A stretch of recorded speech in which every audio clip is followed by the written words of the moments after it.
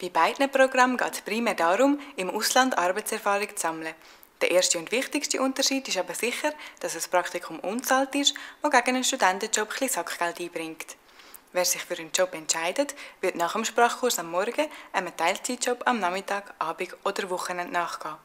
Studentenjobs sind erfahrungsgemäß keine qualitativ gute Positionen, sondern eher nicht sehr anspruchsvolle Arbeiten.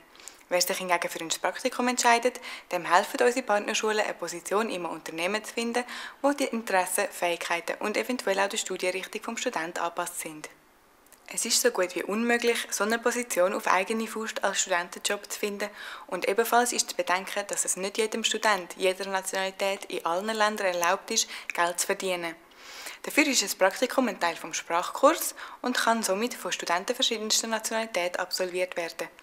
Als Praktikant oder Praktikantin ist man Vollzeit beschäftigt und hat geregelte Arbeitszeiten. Die sich einen zahlten Studentenjob suchen, müssen wissen, dass sie das unabhängig von der Sprachschule machen und nicht von der gleichen Unterstützung profitieren wie die Studenten, die ein von der Schule koordiniertes und begleitetes Praktikum absolvieren.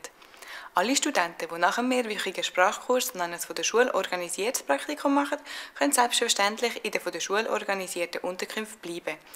Die Studenten, die nach dem Sprachaufenthalt vor Ort noch einen Job suchen, müssen sich aber auch selber um die Unterkunft kümmern. Beide Erfahrungen, sei es ein Job oder ein Praktikum, sind super Möglichkeiten, soziale Netzwerke zu erweitern und eine komplett andere Arbeitswelt kennenzulernen. Aber es sind doch zwei sehr unterschiedliche Programme. Gerne helfen wir dir also, dein persönliches Projekt zu realisieren. Zögere nicht, uns zu kontaktieren.